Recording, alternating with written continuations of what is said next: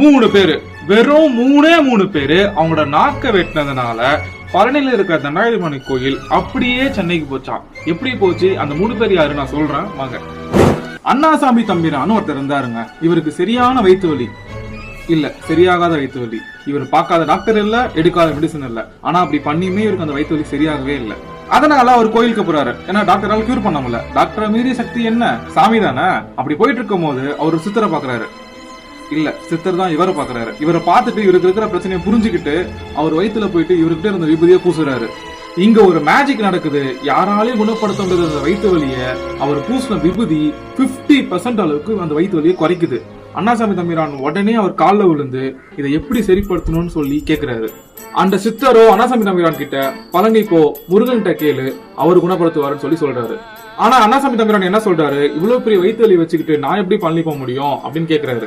அதுக்கு அந்த சித்தரோ, பழனி போனா என்ன, 3 கிருத்திகை திருப்பூர் போய் சாமி கும்பிடுற, 4வது கிருத்திகை திருத்தணி போயிட்டு உயர்ந்த கணிக்க தரேன்னு சொல்லி அண்ணாசாமி தம்பிரான் சொல்றாரு. அண்ணாசாமி தம்பிரானோ அந்த சித்தர் சொன்ன மாதிரி எல்லாத்தையும் ஃபாலோ பண்ணிட்டு 4வது கிருத்திகை திருத்தணி போறாரு. ஆனா உயர்ந்த கணிக்க தர அளவுக்கு அவர்கிட்ட காசோ பொருளோ இல்ல. சோ அவர் உடம்புலயே உயர்ந்த பாகமான நாக்கை வெட்டி அன்னைக்கு சாமிக்கு அர்ப்பணிக்கிறாரு. இதெல்லாம் நடந்து முடிஞ்சிருச்சா?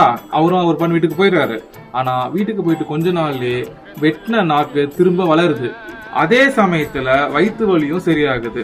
சோ அண்ணாசாமி தம்பிரான் என்ன பண்றாரு? இது யாரால சரியாச்சு? பழனி முருகர்னால. சோ அவரை போய் பார்க்கணும்ட்டு போறாரு. அப்படி மலை மேல ஏறி சாமியை பார்த்துட்டு கீழே வரும்போது அங்க ஒரு கடை பாக்குறாரு. அந்த கடையில ஒரு முருகர் போட்டோ இருக்கு. இவருக்கு ரொம்ப பிடிச்ச போது, ஆனா அந்த போட்டோ வாங்குற அளவுக்கு விட்டு காசு இல்ல. அதனால இவர் வீட்டுக்கு போயிடுறாரு.